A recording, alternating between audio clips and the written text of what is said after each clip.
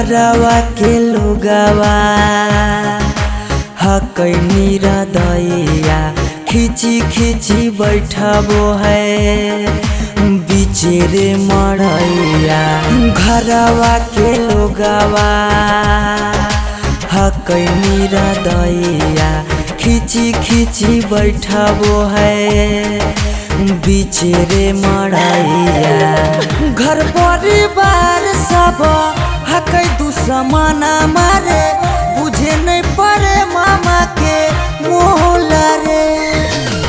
हम एने कानो हिये ओने मोर पगली सब में है खुशी के मोहला रे।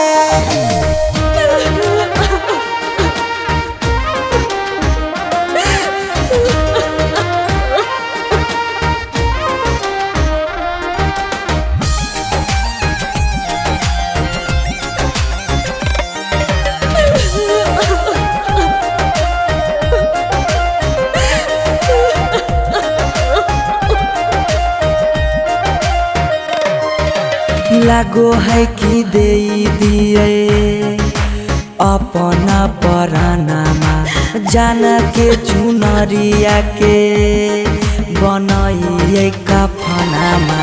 लागो है कि दे दिए अपना परानामा जान के चुनरिया के बनाइए कफनामा। सौरभ पीयूष के जिंदगी तोरा गे बिना हो जैतो जान नमा डोला गे। हम एने कानो हिये ओने मोर पगली